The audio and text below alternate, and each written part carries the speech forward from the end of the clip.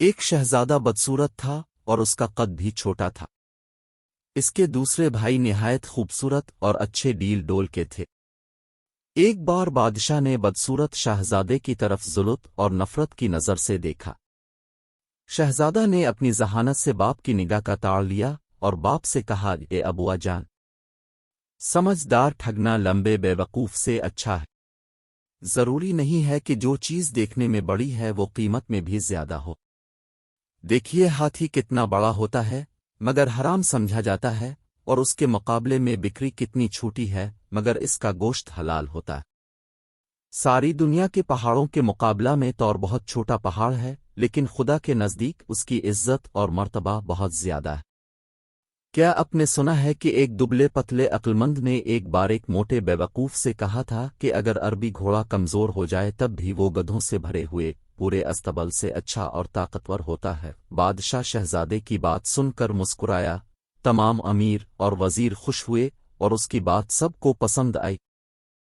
کن شہزادے کے دوسرے بھائی اس سے جل گئے اور رنجیدہ ہوئے۔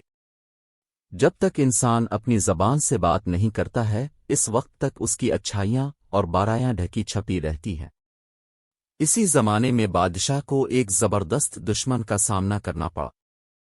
جب دونوں طرف کی فوجیں آمنے سامنے آئیں اور لڑائی شروع کرنے کا ارادہ کیا تو سب سے پہلے جو شخص لڑنے کے لیے میدان میں نکلا وہی بدصورت شہزادہ تھا، اور اس نے پکار کر کہا، میں وہ آدمی نہیں ہوں کہ تم لڑائی کے دن میری پیٹھ دیکھ سکو۔ میں ایسا بہادر ہوں کہ تم میرا سر خاک اور خون میں لتھڑا ہوا دیکھو گے، یعنی میں دشمن سے لڑتے لڑتے جان دے داں گا مگر ہمت نہ ہاروں گا۔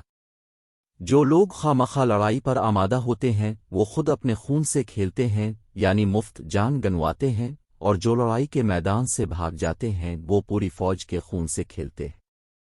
یہ کہہ کر شہزادے نے دشمن کی فوج پر بہت سخت حملہ کیا اور کئی بڑے بڑے بہادروں کو قتل کر دیا۔ جب باپ کے سامنے آیا تو آداب سے بجا لایا اور کہا، اے ابوا جان، اپنے میرے دبلے پتلے کمزور جسم کو ذلت کی نگاہ سے دیکھا اور ہرگز میرے ہنر کی قیمت کو نہ سمجھا۔ آپ کو معلوم ہونا چاہیے کہ پتلی کمر والا گھوڑا ہی لڑائی کے میدان میں کام آتا ہے، آرام اور آسائش میں پلا ہوا موٹا تازہ بیل کام نہیں آ سکتا۔ کہتے ہیں دشمن کی فوج بہت زیادہ تھی اور شہزادے کی طرف سپاہیوں کی تعداد کم تھی۔ کچھ نے بھاگنے کا ارادہ کیا، شہزادے نے ان کو للکارا اور کہا، اے بہادر، کوشش کرو اور دشمن کا مقابلہ کرو، پھر عورتوں کا لباس پہن لو۔ اس کی بات سن کر سپاہیوں کی ہمت بڑھ گئی اور سب دشمن کی فوج پر ٹوٹ پڑے اور اس کو مار بھگایا اور دشمن پر اسی دن فتح حاصل کی۔ بادشاہ نے شہزادے کو پیار کیا اور اپنی گود میں بٹھایا، اور روز بروز اس سے محبت بڑھنے لگی اور اس کو اپنا ولی عہد بنا دیا۔ دوسرے بھائیوں نے یہ حال دیکھا تو حسد کی آگ میں جلنے لگے اور ایک دن بدشکل شہزادے کے کھانے میں زہر ملا دیا۔ اس کی بہن نے کھڑکی سے دیکھ لیا اور شہزادے کو خبردار کرنے کے لیے کھڑکی کے دروازے زورت سے بند کیے۔ شہزادہ اس کی آواز سے چونک پڑا اور اپنی ذہانت سے سمجھ گیا کہ دال میں کچھ کالا ہے، کھانا چھوڑ دیا اور کہنے لگا، یہ تو نہیں ہو سکتا ہے کہ بے ہنر لوگ زندہ رہیں اور ہنر مند مر جائیں۔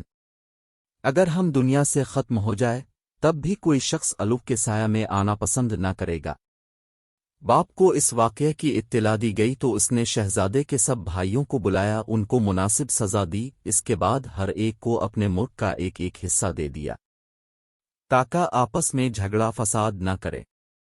اس طرح یہ فتنہ اور فساد ختم ہوا۔